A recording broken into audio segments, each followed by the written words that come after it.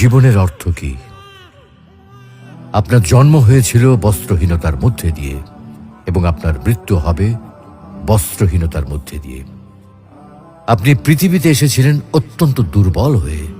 এত দুর্বল ছিলেন যে মার সাহায্য ছাড়া খাবারটুকু মুখে নিতে পারতেন না। আপনি যখন এই পৃথিবী ছেড়ে চলে যাবেন তখনও আপনি অত্যন্ত দুর্বল ও অসহায় থাকবেন। তখন আপনার কাফনের কাপড়টুকু আপনি নিজে পরতে পারবেন না, আরেকজন আপনাকে তা পরিয়ে দেবে।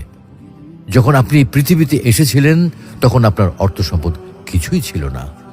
যখন আপনি এই পৃথিবী ছেড়ে চলে যাবেন তখনও আপনার অর্থ সম্পদ কিছুই থাকবে না। আপনাকে প্রথম গোসল যেমন অন্য কেউ দিয়েছিল তেমনি আপনার শেষ গোসলও অন্য কেউ দেবে। আপনি যেমন পৃথিবীতে একা এসেছিলেন ঠিক তেমনি ভাবে আপনাকে পৃথিবী থেকে একাই চলে যেতে হবে। আপনার সঙ্গে আপনার প্রিয়জন কেউ যাবে না। এটাই জীবন।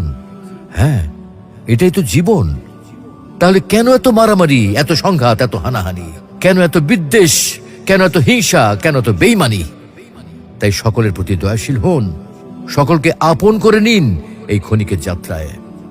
জীবন খুবই সংক্ষিপ্ত, সুতরাং জীবনকে মহৎ কাজে উৎসর্গ করুন। জীবনের অর্থ কি? আপনার জন্ম হয়েছিল বস্ত্রহীনতার মধ্যে দিয়ে এবং আপনার মৃত্যু হবে বস্ত্রহীনতার মধ্যে দিয়ে। আপনি পৃথিবীতে এসেছিলেন অত্যন্ত দুর্বল হয়ে। এত দুর্বল ছিলেন যে মার সাহায্য ছাড়া খাবারটুকু মুখে নিতে পারতেন না। আপনি যখন এই পৃথিবী ছেড়ে চলে যাবেন তখনও আপনি অত্যন্ত দুর্বল ও অসহায় থাকবেন।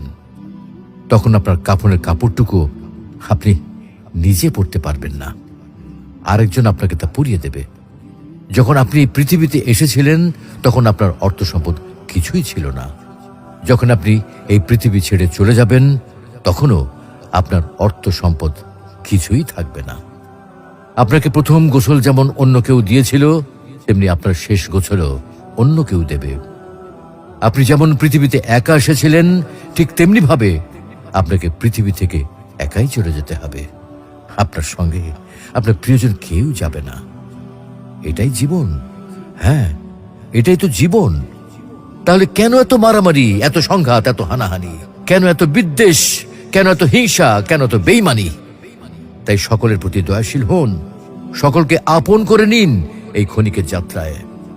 জীবন খুবই সংক্ষিপ্ত, সুতরাং জীবনকে মহৎ কাজে উৎসর্গ করুন।